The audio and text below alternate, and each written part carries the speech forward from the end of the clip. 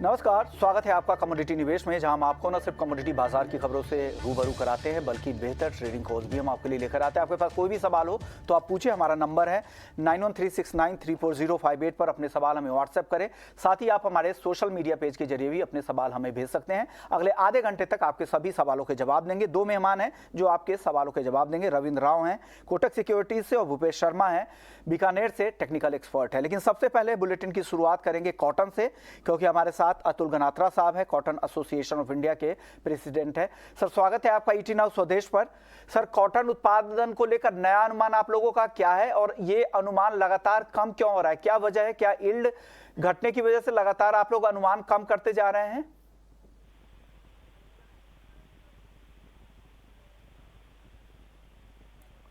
अतुल जी, मेरा आपसे सवाल है, उत्पादन अनुमान लगातार कम क्यों हो रहा है? क्या यील्ड को लेकर चिंता है? जी, good evening. Good evening sir. देखिए, क्रॉप हमने जो कमेटी की कल मीटिंग हुई थी, 25 मेंबर जो 10 स्टेट है सब मेंबर हाजिर थे।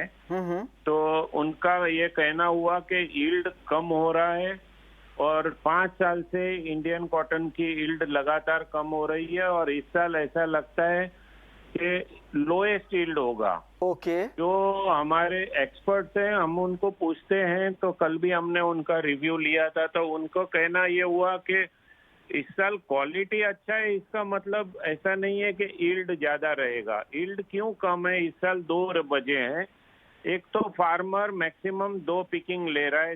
लास्ट ईयर उन्होंने 3rd और 4th पिकिंग लिया था, मगर इस साल लास्ट ईयर कॉटन कपास के भाव थे अप्रैल मार्च महीने में करीब 12-13 हजार रुपए के भाव थे। तो फार्मर ने खेतों में कपास खड़ा रखा था, उसके ऊपर मेहनत करके वो क्रॉप ले रहा था, मगर इस साल कपास के भाव ही 7,000 7,500 है। तो 3rd और 4th पिकिंग फार्मर ले नहीं रहा है, उन्होंने पौधे निकाल के फेंक दिए। तो वो भी एक वजह है। जो 25-30 लाख गांठ फर्दर जो लास्ट पिकिंग कॉटन आता है वो इस साल नहीं आने वाला है, तो वो भी एक रीजन है कि इस साल यील्ड कम होने वाला है।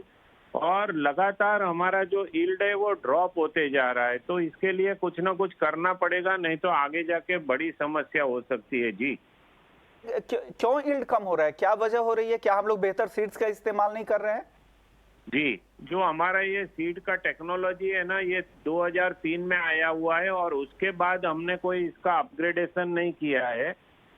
आज फॉरेन में ब्राजील, यूएसए, ऑस्ट्रेलिया, वहाँ पे नई बेहतर क्वालिटी की सीड आई है और उसकी वजह से उनका जो पर हेक्टर का जो यील्ड है वो हमारे से 2 गुना है और हम उसमें काफी पिछड़ चुके हैं। तो ये सीड की टेक्नोलॉजी हमने कई बार गवर्नमेंट को बोला है कि इसको चेंज करना बहुत जरूरी है, नहीं तो इंडस्ट्री को, हमारा जो स्पिनिंग उद्योग है वो बहुत बड़ा हो गया है। इस लास्ट 15 महीने में हमारे यहाँ कम से कम 20 लाख नए स्पिंडल आए हैं, तो हमारा जो कंजम्पशन है वो अभी पीक पे जा चुका है और हमारा कॉटन का प्रोडक्शन लगातार 5 वर्ष से कम होते जा रहा है। तो सीड को चेंज करना बहुत जरूरी है साहब। अब अगला मेरा सवाल होगा, अराइवल्स को लेकर किस तरह की स्थिति है, किस तरह की आवक की स्थिति अब तक है और क्या अभी भी किसान माल को होल्ड करके रखे हुए हैं कॉटन में?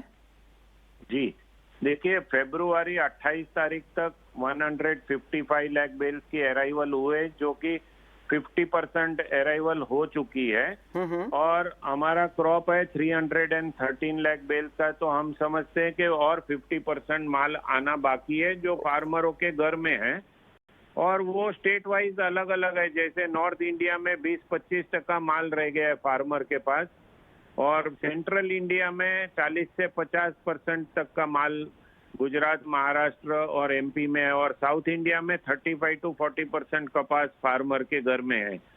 अब फार्मर सवाल है, अगर फार्मर्स ने इस तरह से माल रोका है तो क्या उत्पादन आगे और भी कम हो सकता है? आप लोगों को जो अभी 313 लाख गांठ का आपने जो नया अनुमान दिया है, क्या इससे भी कम उत्पादन हो सकता है? इससे भी कम हो सकता है, क्योंकि फार्मर का मनोवृत्ति मालूम नहीं पड़ता है। जो लास्ट ईयर उन्होंने 13,000 से 15,000 रुपये के जो भाव देख लिए, तो इस साल उनको अभी कपास 7,000 से 7,500 बेचना है। तो जो बड़े फार्मर है जिसकी होल्डिंग पावर है, तो हमें ऐसा लगता है कि 10 से 15 लाख मिनिमम और मैक्सिमम 20 से 25 लाख गार्ड का जो कपास है वो इस साल कैरी फॉरवर्ड हो सकता है और वो फिर अगले नई सीजन में आएगा।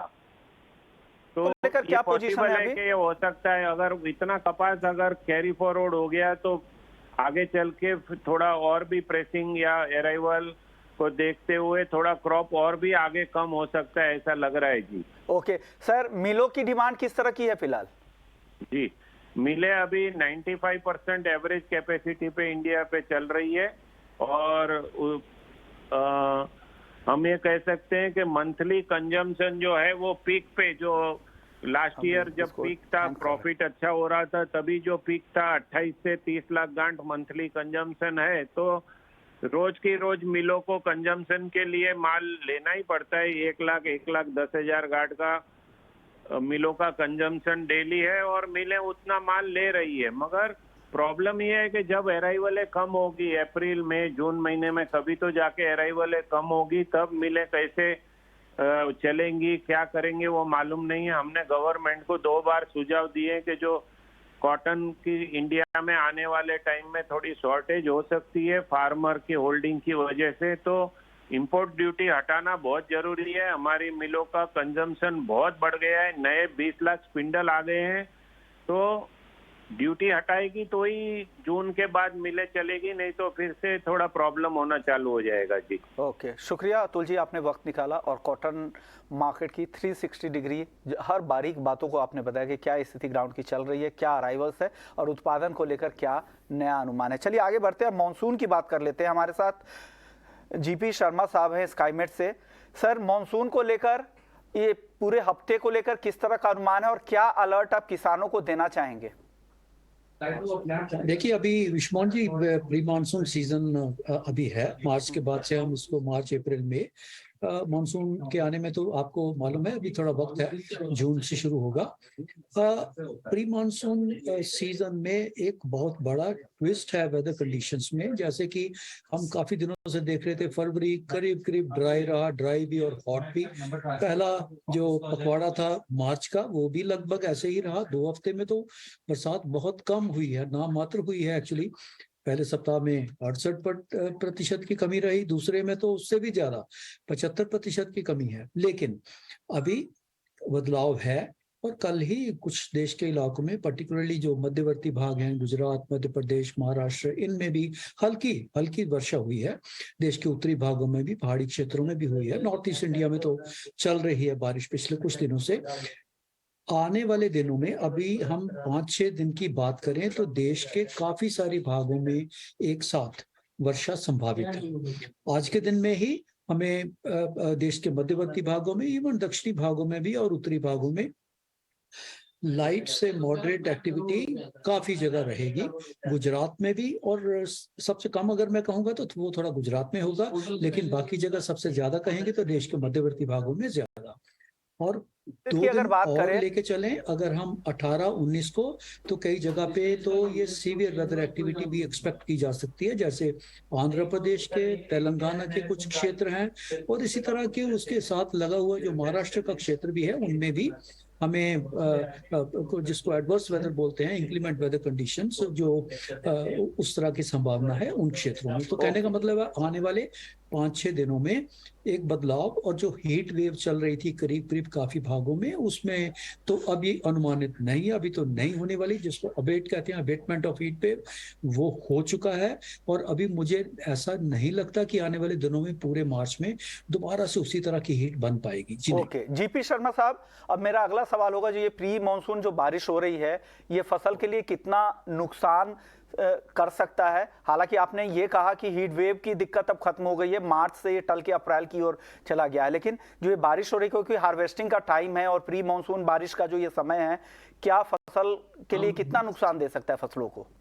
देखिए, ये डिपेंड करता है कि वो किस स्टेज पे है। जैसे आपने कहा, अगर हार्वेस्ट हो गया है, अगर हार्वेस्टिंग हो गई है फसल की और उसको सिक्योर कर लिया गया है, तो ऑब्वियसली खतरा बहुत कम है। लेकिन जो भी उत्तर भारत के काफी सारे क्षेत्रों में, पंजाब, हरियाणा, दिल्ली समेत कुछ राजस्थान भागों की बात करें तो जनरली मार्च के दूसरे सप्ताह, जो दूसरे पखवाड़े में उसकी कटाई शुरू होती है। और जैसा कि हम बैसाखी के आसपास कहते हैं, वो पीक पे पहुंच जाता है। तो मतलब आने वाले दिनों में इसकी कटाई, इसका हार्वेस्ट शुरू होगा।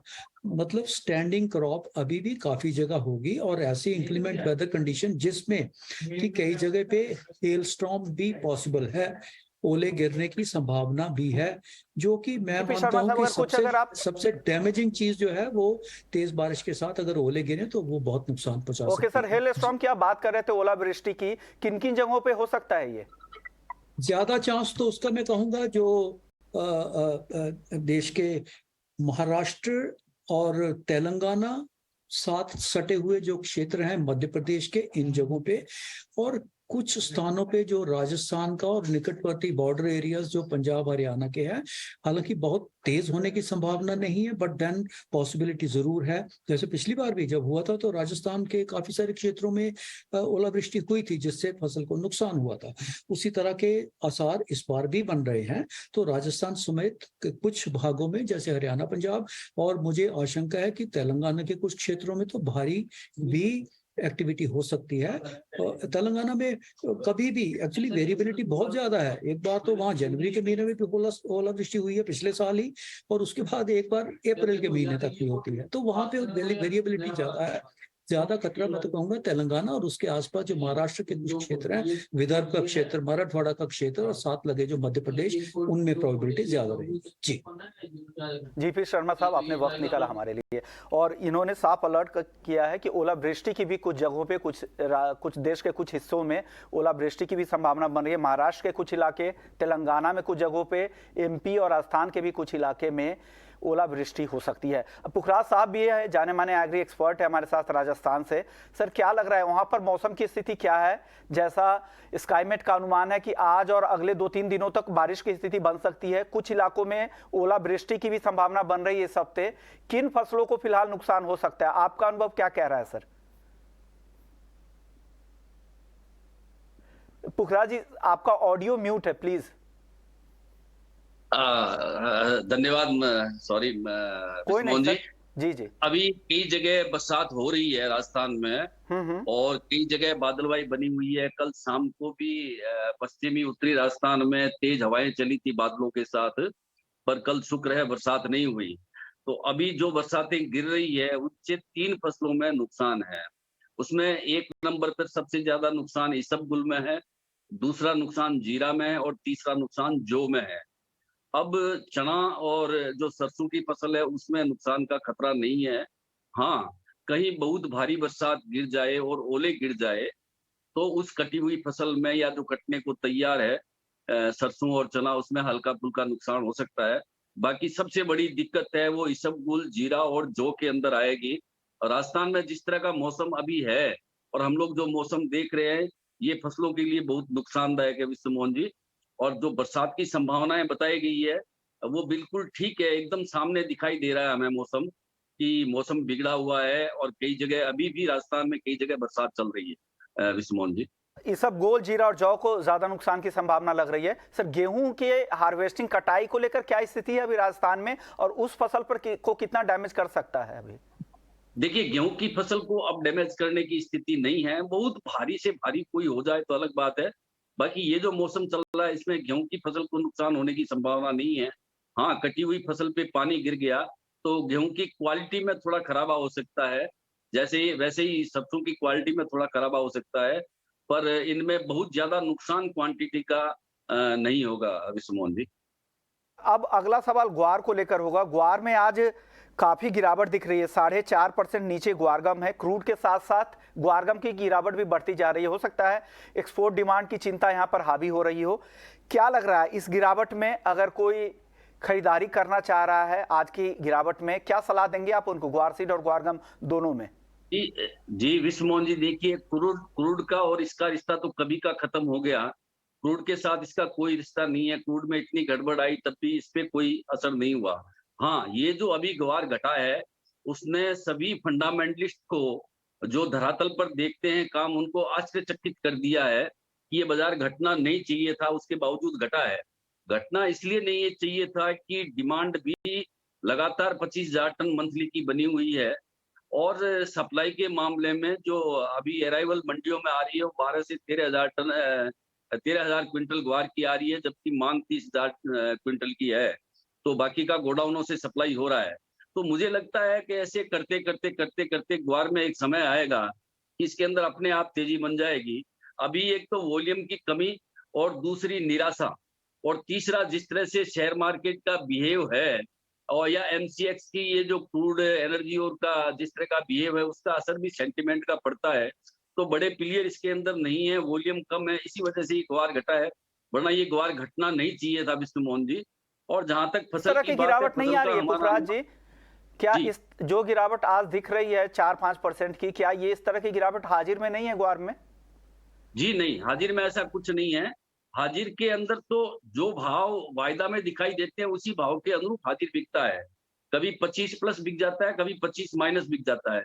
क्योंकि हाजिर है वायदा को फॉलो कर रहा है, वायदा हाजिर को फॉलो नहीं कर रहा है।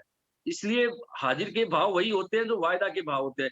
तो यहाँ जब भाव करते हैं ना तो क्या हाजिर के ये भाव है, वायदा की ये भाव है, तो इससे 30 प्लस में हम हाजिर ग्वार दे रहे हैं। इस तरह से भाव निकलते हैं हाजिर के। शुक्रिया पुखराज जी, आपने वक्त निकाला हमारे लिए और पूरा एग्री मार्केट की पूरी एनालिसिस की। मॉनसून को लेकर राजस्थान में क्या स्थिति बन रही है, ग्वार के बारे में भी बताया कि हो सकता है कि अभी एक सुस्ती दिख रही हो, गिरावट के बाद एक कंसोलिडेट करने की कोशिश करें, लेकिन आगे चलकर ग्वार में तेजी आ सकती है और थिन वॉल्यूम की वजह से भी ये गिरावट या एक तरफा चाल ग्वार में देखने को मिल रहा है, लेकिन हो सकता है आगे इसमें एक अलग तरह का मूवमेंट देखने को मिले। चलिए वापस से लौटते हैं, कई दर्शकों के सवाल आ चुके हैं। पहला सवाल हमारे साथ दविंदर कुमार का है लुधियाना से। रविंद्र जी, आपसे मेरा सवाल होगा, इनका सवाल है क्रूड पर और एनजी पर। पूछ रहे हैं कि क्या करना चाहिए, ये समझ नहीं पा रहे। जिस तरह की चाल दोनों तरफ के मूवमेंट देखने को मिल रहे हैं एनजी में और क्रूड तो लगातार गिर ही रहा है, क्या लग रहा है क्या करना चाहिए दविंदर जी को? अगर एनजी में मेरे हिसाब से अगर आप देखें तो एनजी 188 190 का एक बहुत स्ट्रॉन्ग सपोर्ट लिए हुए है और उसके आसपास ही प्राइसेस आता है और वहां से हम एक रिवर्सल देखते हैं। तो मेरे हिसाब से बहुत ही ल्यूक्रेटिव प्राइस है नेचुरल गैस में, काफी नीचे है प्राइसेस। तो पोजिशनल पर्सपेक्टिव से आई थिंक नेचुरल गैस में कोई भी डिप आता है तो बाइंग में रहना चाहिए। क्रूड की बात करें तो क्रूड में जो बैंकिंग क्राइसिस चल रहा है आई थिंक उसके चलते क्रूड में एक इम्पैक्ट है। अगर दूसरे सारे फैक्टर्स भी देखें तो दूसरे सारे फैक्टर्स भी थोड़े से नेगेटिव ही है, जैसे कि इन्वेंट्री कल बढ़ के आया था और चाइना का डिमांड को लेके जो ऑप्टिमिज्म था वो भी थोड़ा सा फेड आउट हो रहा है। तो मेरे हिसाब से क्रूड में थोड़ी सी वीकनेस है, लेकिन अगर मैं प्योर प्राइस एक्शन की बात करूं तो जो $65 है WTI में, वहां पर 252 डे मूविंग एवरेज है, तो मेरे हिसाब से वो काफी क्रूशल सपोर्ट है। और हमें और एक चीज देखनी पड़ेगी कि 65 से 70 के बीच में यूएस में स्ट्रेटेजिक रिजर्व्स भी वो लोग फिलिंग करना शुरू कर सकते हैं। तो आई थिंक क्रूड को यहाँ पर एक सपोर्ट जरूर मिलना चाहिए। पोजिशनल पर्सपेक्टिव से मैं ये कहूंगा कि 65 थोड़ा सा क्वेश्चन लेके $64 जब तक होल्ड है नाइमेक्स पर, तब तक लोअर लेवल्स पर बाइंग कर सकते हैं। इंट्राडे पर्सपेक्टिव से आई थिंक एक ब्रेकआउट पे बाइंग करना चाहिए। अगर 5,730 के ऊपर ये निकल जाता है तो फिर पॉसिबिलिटी है कि 5,860 5,900 तक जाए। तो ब्रेकआउट पे बाइंग करना बेटर होगा, क्योंकि ऑलरेडी काफी नीचे यहाँ पे शॉर्ट करना थोड़ा सा रिस्की है। तो I think wait for a bounce back और ब्रेकआउट पे बाइंग कर सकते हैं इंट्राडे पर्सपेक्टिव। अगले दर्शक आरती हैं लखनऊ से, क्रूड में ऑप्शन का ट्रेड पूछ रही हैं। भूपेश जी, आपके पास है क्या ऑप्शन में कोई ट्रेडिंग रणनीति? जी बिल्कुल, 5600 रुपए का क्रूड अभी बेचना चाहिए। 5600 रुपए के क्रूड को बेचने के हिसाब से अपने को 5600 का पुट खरीदना चाहिए, जिसमें 30 पॉइंट का स्टॉप लॉस रहेगा और 75 से 100 पॉइंट के टारगेट रहेंगे। रणनीति ऑप्शन में आपके लिए एक हेजिंग की रणनीति आपके लिए दी जा रही है। अगले दर्शक हमारे साथ पंकज गुप्ता है, कॉपर और डॉलर इंडेक्स, किस तरह की चाल आगे रह सकती है दोनों में? रविंद्र जी, कॉपर की बात करें तो कॉपर में मेरे हिसाब से अगर मैं फंडामेंटल्स की बात करूं तो सब कुछ अभी जो बैंकिंग क्राइसिस चल रहा है उसके ऊपर डिपेंडेंट है। उसके अलावा अगर देखें तो कॉपर को एक सपोर्ट फेड की तरफ से मिल सकता है, क्योंकि जो एक्सपेक्टेशन थी कि फेड 50 बेसिस पॉइंट बढ़ाएगा वो अभी घट के अराउंड 15 बेसिस पॉइंट हो गया है और हो सकता है कि फेड शायद पॉज भी कर दे। तो उस साइड से कॉपर को सपोर्ट है, लेकिन जो क्राइसिस चल रहा है उसके चलते कॉपर में एक वीकनेस जरूर दिख सकती है। तो मेरे हिसाब से कॉपर में और थोड़ी सी पेन आ सकती है अंटिल 762 761 होल्ड है। अगर 762 के ऊपर निकल जाता है तो फिर इसमें हम एक तेजी देख सकते हैं। अदरवाइज मेरे हिसाब से 730 735 would be a good buying zone. अगर DXY that is dollar index की बात करें तो डॉलर इंडेक्स में भी एक सेफ हेवन के चलते बाइंग आई है। अगर आप डॉलर इंडेक्स और गोल्ड दोनों कंपेयर करें तो दोनों ही साथ में ऊपर जा रहा है। दैट इंडिकेट की सेफ हेवन बाइंग हो रही है डॉलर इंडेक्स में। तो अगर ये क्राइसिस में थोड़ा भी स्टेबिलिटी आ जाती है तो डॉलर इंडेक्स में एक फॉल आ सकता है फिर से, क्योंकि फेड की जो इंटरेस्ट रेट बढ़ाने की जो स्पीड है और आई वुड से कि जो एक्सपेक्टेशन था वो अभी काफी कम हो गया है। तो आई थिंक उसके चलते डॉलर इंडेक्स में एक वीकनेस रहना चाहिए।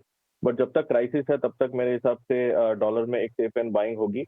प्राइस एक्शन की तरफ देखें तो 105.60 105.70 का अभी भी एक बहुत क्रूशल रेजिस्टेंस है। जब तक कि उसके ऊपर नहीं निकलता तब तक मुझे लगता है कि 105.50 से लेके 103.40 103.20 के रेंज में ट्रेड करेगा डॉलर रेट। ओके, अगले दर्शक हमारे साथ नरेंद्र हैं हिसार से। सोने चांदी के भाव आगे बढ़ सकते हैं क्या? क्या लग रहा है भूपेश जी, गोल्ड और सिल्वर में के भाव बढ़ेंगे यहाँ से? जी सर, सोने की बात करें तो सोने में अभी भी ट्रेंड पॉजिटिव बना हुआ है। सोने में 58,200 रुपए के ऊपर जब तक इंट्राडे में गोल्ड ट्रेड कर रहा है तब तक इसमें लेवाली का ही व्यापार रखना चाहिए। अपसाइड में 58,400 से लेके 58,650 तक के भाव बहुत आसानी से देखे जा सकते हैं। अगले दर्शक हमारे साथ मोहन कुमार है गोपालगंज से। सोने में क्या करना चाहिए, गोल्ड में क्या करे रविंद्र जी? आई थिंक गोल्ड सिल्वर दोनों ही एक पॉजिटिव मोमेंटम में है। और अगर हम हिस्ट्री भी देखें तो जब भी फेड आइदर रेट घटाता है या फिर उनका जो राइजिंग स्टांस है अगर उसे कम करता है तो आई थिंक वो गोल्ड के लिए काफी सपोर्टिव है। प्लस जो क्राइसिस चल रहा है उसके चलते सेफ हेवन बाइंग गोल्ड में हो रही है। तो मेरे हिसाब से दोनों साइड से गोल्ड को एक सपोर्ट मिलेगा। और अगर इंटरनेशनल लेवल देखें तो 1880 1885 डॉलर का एक अच्छा सपोर्ट है अभी। और हमें लग रहा है कि ये 1950 से 1960 तक के लेवल्स दिखा सकता है। अगर MCX की बात करें तो MCX में 58,600 से लेके 59,000 तक के लेवल्स दिख सकते हैं। बट एक चीज ध्यान में रखिए कि वोलेटिलिटी काफी हो सकती है, तो काफी मूव स्विंग्स आएंगे दोनों साइड में। तो मेरे हिसाब से विदाउट स्टॉप लॉस बिल्कुल ट्रेड मत कीजिए। और अगर पोजिशनल पर्सपेक्टिव से अगर बाइंग करना है तो थोड़ा सा वेट कीजिए, डिप में बाइंग कर सकते हैं। बट इंट्राडे पर्सपेक्टिव से I think it is still in a buying zone. Okay, फटाफट से कुछ और सवाल ले लेते हैं। हमारे साथ इसके बंसल हैं ग्वालियर से। जिंक 262 रुपए तक ऊपर जाएगा क्या भूपेश जी? लग रहा है टेक्निकली आपको 262 के ऊपर जिंक जाते हुए? जी सर, जिंक का अगर चार्ट का स्ट्रक्चर देखें तो काफी नेगेटिव है। कोई मार्केट काफी ज्यादा हाईली ओवरसोल्ड जोन में ट्रेड कर रहा है अभी। इस वजह से एक छोटा उछाला जिंक में देखा जा सकता है। ओवरऑल ट्रेंड नेगेटिव ही बना रहेगा। अभी 255 का जो भाव चल रहा है ऊपर में 258 259 तक के भाव देखे जा सकते हैं। परंतु 262 की बात करें तो 262 काफी दूर रहेगा। जय शर्मा है भूपेश जी। चांदी इन्होंने 66,100 रुपए में शॉर्ट किया है, क्या करना चाहिए इनको? जी, चांदी का स्ट्रक्चर अभी पॉजिटिव बना हुआ है चार्ट का। चांदी में शॉर्टिंग अभी नहीं करनी चाहिए। जब तक चांदी का बाजार 65,900 के नीचे ट्रेड नहीं करता तब तक चांदी में शॉर्ट सेल से एक बार अवॉइड करना चाहिए। और अपसाइड में चांदी का बाजार 68,500 और 68,900 तक जाने की संभावना रहेगी। किरण है लुधियाना से। नेचुरल गैस इन्होंने 244 पे और 6,220 में क्रूड खरीदा है, क्या करना चाहिए भूपेश जी? नेचुरल गैस की बात करें तो नेचुरल गैस में अभी एक रेंज में मार्केट ट्रेड कर रहा है जिसमें 195 से लेके 218 तक के जो दाम है इसके बीच में नेचुरल गैस ट्रेड कर रहा है। मुझे उम्मीद है कि आने वाले समय में जब तक ये आइदर साइड की जो रेंज है ब्रेकआउट या ब्रेक डाउन नहीं होता तब तक इसी रेंज में ट्रेड करता रहेगा। वहीं क्रूड की बात करें तो क्रूड में 5,600 के नीचे जैसे इंट्राडे में जब तक क्रूड ट्रेड कर रहा है तब तक इसमें बिकवाली की कॉल मैंने दी हुई है। और यहाँ पर स्टॉप लॉस 5,688 के रहेंगे। नीचे में 5,505 रुपए तक के टारगेट आज शाम के सत्र में देखे जा सकते हैं। आपका रविंद्र जी, आपका आप लोगों ने वक्त निकाला और फटाफट से दर्शकों के सवालों के जवाब दिए। बचे हुए सवाल को हम कल शामिल करेंगे। तो कमोडिटी निवेश में फिलहाल इतना ही, लेकिन आप बने रहिए हमारे साथ। ब्रेक के बाद आपके लिए होगा स्वदेश विशेष। नमस्कार।